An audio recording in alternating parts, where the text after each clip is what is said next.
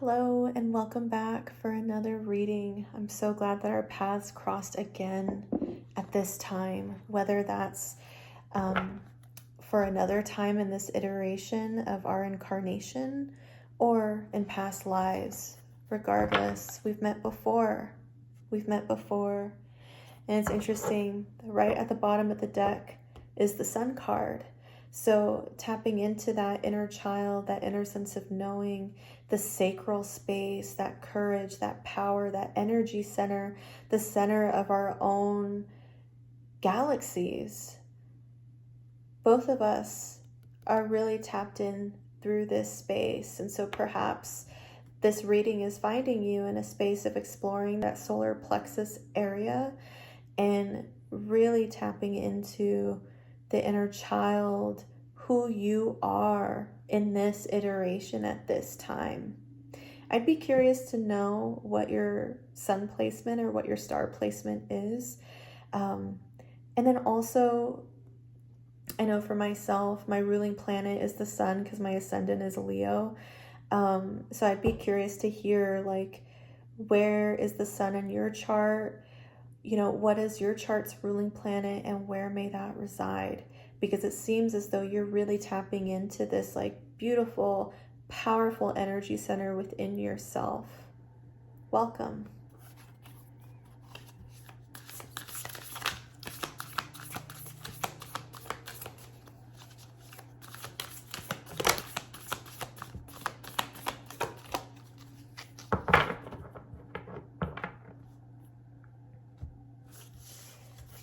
Okay.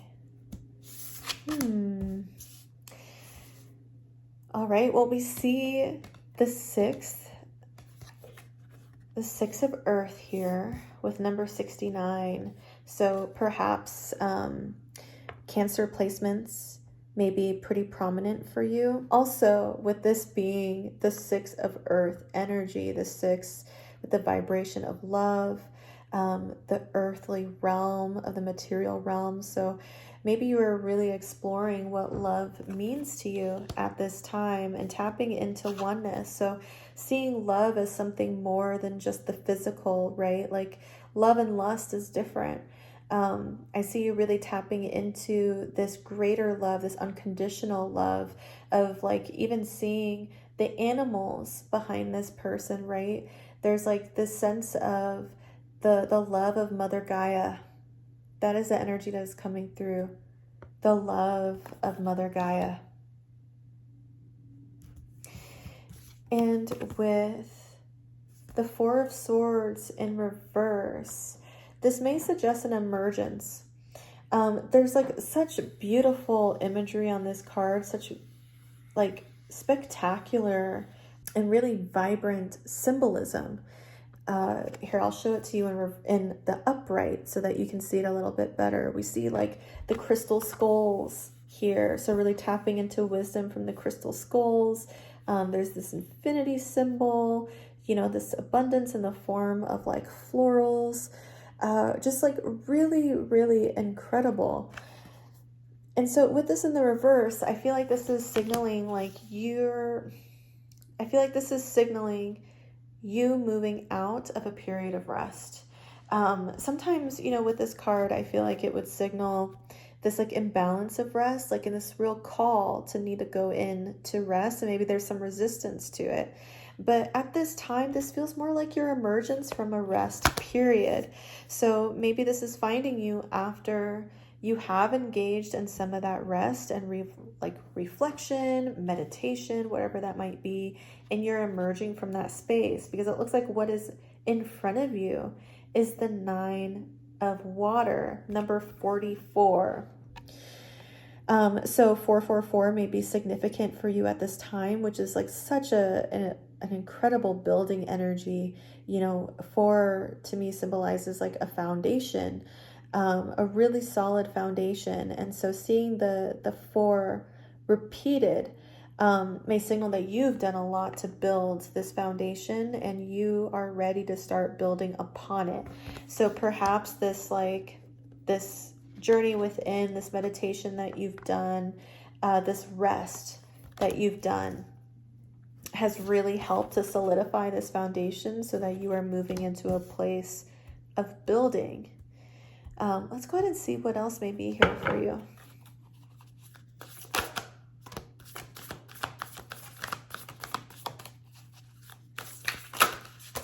Okay.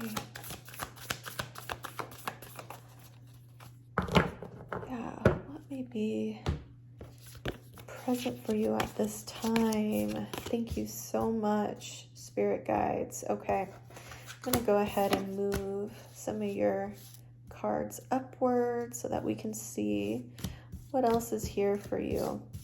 So already, just like right off the bat, I'm seeing that there's a lot of energy that you're moving out of. The majority of these cards are in reverse. Let's go ahead and take a look at what they are. And there's a lot of major arcana I'm seeing. So even like the Sage of Swords, so the Sage of Air, the Six of Air, okay, Sage of Air, Six of Air. We have the World card in reverse. We have number 22, the Ace of Fire in reverse. The Initiate of Fire in reverse. So the Page and the Ace in reverse. Interesting. And then we also have the Nine of Fire in reverse as well.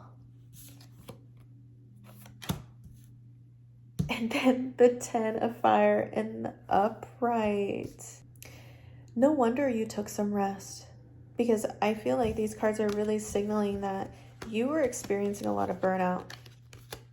You were working so much with all of these cards in the reverse, like especially of the element of fire. Yeah, to me it signals there's a lot of burnout. You have been working so hard. You've been doing that grind, and it's felt almost as though like you're just spinning your wheels, you know? Yeah, like you're just spinning your wheels. And even with like some of this, this mastery of air, but then also like drawing from earlier in your cycle, this earlier aspect of your lesson. And again, with the number 6 popping up again, it feels like there is something around a heartache or a heartbreak. With this being of air though, this to me signals like memories in the form of like mental imagery, or through like thoughts or old lessons, or internalized blame, a lot of hurt that you've experienced like in the form of thoughts. It seems like that's where like memories have been coming through for you of past pains here. And then also it's just like all of this grind, right? Like all of this grind of this fire energy. Like fire energy is just, it's such an incredible element. I mean, I myself, I have a Leo stellium, and I also have some other prominent fire placements, like, you know, a Sagittarius moon. And so I feel like, you know, fire is like such a force, you know, it can just help to bring things into life, and it can really motivate and move. But then also after extended periods of really high flame, we can burn ourselves, we can burn others, and it can be really unintentional. And it feels as though there's a period in your life, maybe more recently, where you experienced that, when you were experiencing a lot of burnout. And again, I just felt like you were turning your wheels and you weren't really receiving your manifestations. But it's so interesting because at the end of all of this, like this heartache, this like rumination, yes, that's the word. It feels like there's just like a lot of rumination here, as well as like a lot of this burnout. You're at the end of this cycle with the 10 of Fire here. Look at this funnel, and it's like transmuting this fire into this angelic energy. Like look at these wings.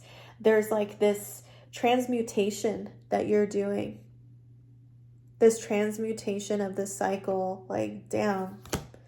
you are alchemizing that. And then look, we have the Judgment card. Things are returning to balance. All of this pain, this burnout, all of this stuff that because you decided to rest, or maybe this is finding you in a place where you're just about to rest, because you're deciding to do this, you're helping to transmute this energy. And again, with that number 444 coming through, like with this 9 of water being right in front of you, like you know what's to come. Like look at that light shining through. It's reminding me again of the Sun card. You're tapping into your sacral space, that power source to help propel you into this next level because you're leveling up. And this Judgment card, this is like timing. Now is the time. 12-12. Now is the time. 1-2-1-2. Let's go. All right. Well, let's go ahead and see what realms you may be tapping into at this time. And then we'll tap into like what angelic forces or entities may be present for you that you're able to tap into. But what realms may you be drawing power from at this time as well? Because I find that our chakras, like including our solar, right? Like it orbits, or it creates an orbit. It creates this like energetic field. And I like to think of Saturn a lot because, you know, this earthly plane, Saturn rules this like 3D plane. So it makes me think about how far are each of our chakra centers expanding beyond us, and what is in that orbit, right? And so being able to tap into that energetic field can also tell us like what frequency is that energy center of ours, that energetic field of that chakra or that energy space. What frequencies is that tapping into, and what realms are associated with those frequencies? So let's see what realms you may be tapping into at this time to further help you. Okay.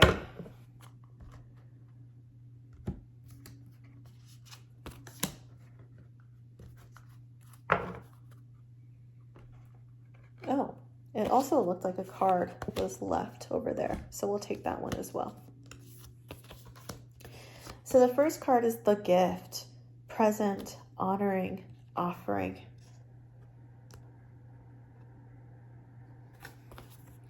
And then we also have number 44. What?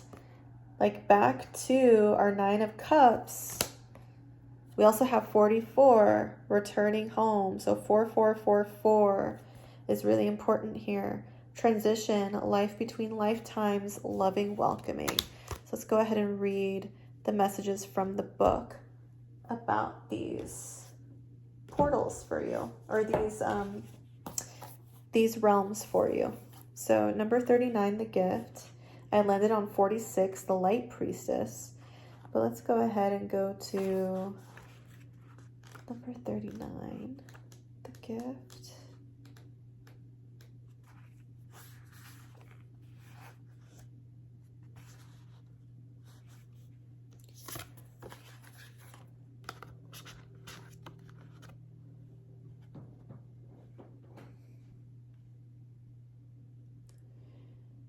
There are times in this life when you know you have been given a great gift.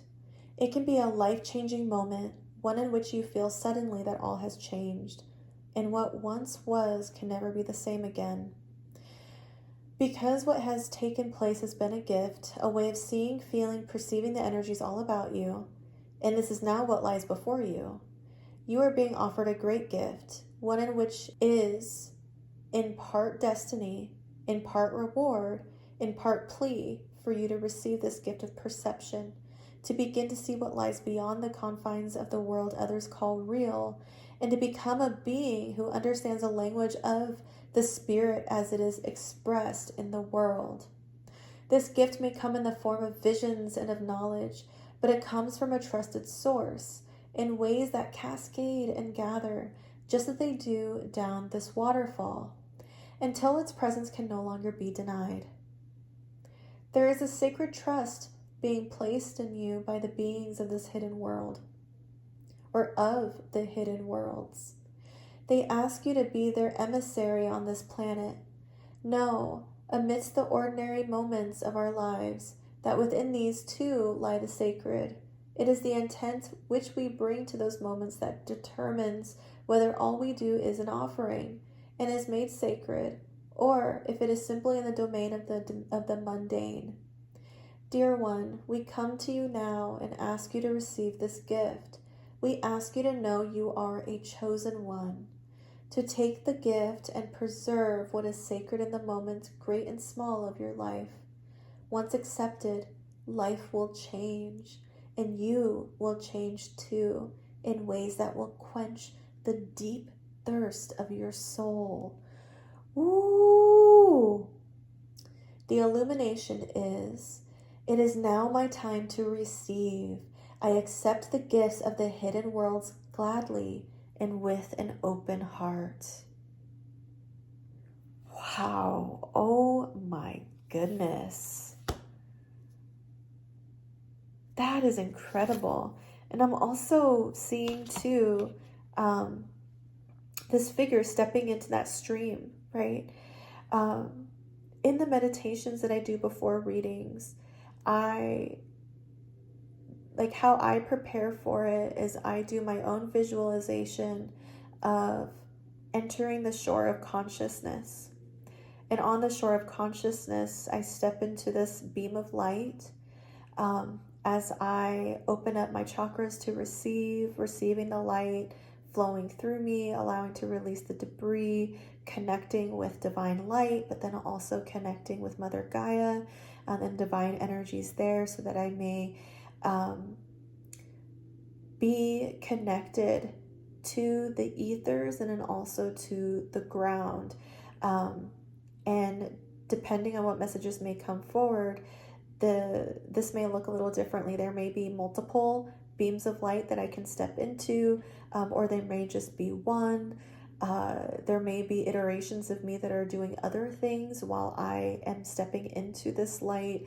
I may be in different positions within the light, and like how I'm being held by both this the divine light and then also by Mother Gaia.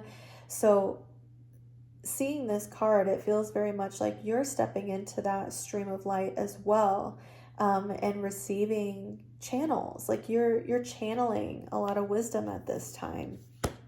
Gosh, I just keep seeing 4444. Okay, let's check this out. So returning home.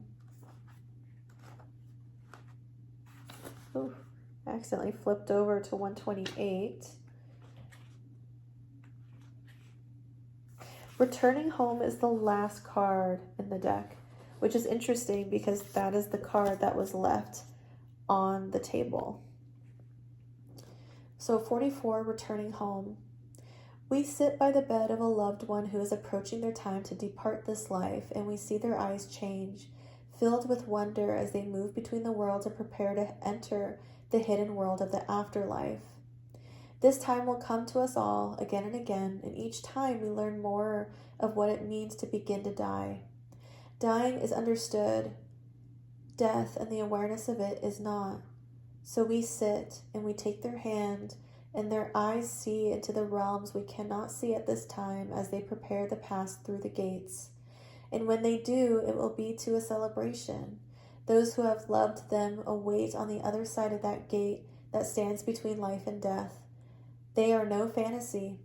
They are present and real and beloved to the person who is departing. They will tend the soul as it rises up and shepherd that soul identity into the life that lies between lives. They will be hugged and welcomed, and tears of joy will be shed. There will be no more pain. There will be no more sorrow. There will be no more disease or wounds. There, they will be reunited with the others who have departed before them. And if in this life they felt they were alone, beyond that gate, they will be met by true friends and family of their soul. If not from this lifetime, than from lifetimes already lived. The joy, the bliss, the ecstasy of that reunion is not possible for us to comprehend fully, for we are here in the midst of our lifetime, can sometimes only relate to the sorrow of their passing. But I say to you now, friend, your homecoming will be as beautiful, as full of true love as theirs will be. Between the lives we dwell for a time, and then we are offered choices for the next developmental stage of our soul. But now is not the time to talk of that. Now is the time to let go and farewell them as they prepare to go home. Illumination. When we depart this life, we will all be greeted with love, light, blessings, and joy on the other side. I can let go, knowing that those I love will be cared for and joyous in the reunion that awaits them. How incredible. I mean, I feel like these messages can be interpreted in a few different ways, right? Like for those of you who have recently lost someone, or who had someone that just passed through those gates, or maybe someone that you are remembering, that you have said goodbye to. Like, my heart goes out to you, and I hope that you're able to lean into sources of comfort at this time. And for those of you who, in this deep retreat within this relaxation or this like meditative space, perhaps you've been reflecting on the concept of impermanence, of recognizing that our time in this specific incarnation does have a limit, so to speak.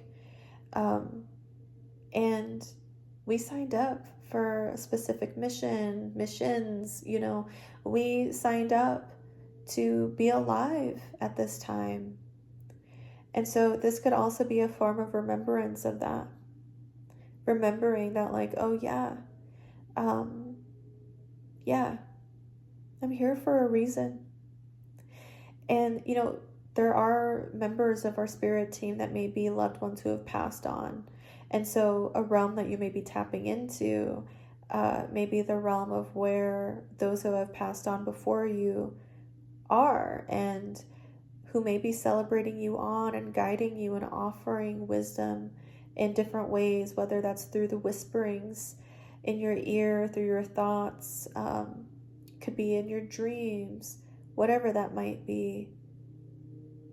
You are not alone. You are not alone, and you have so many people around you, so many entities, loved ones, angels, spirit guides who are there to support you at this time. Well, thank you so much for doing this work, and I look forward to seeing you next time. Take care.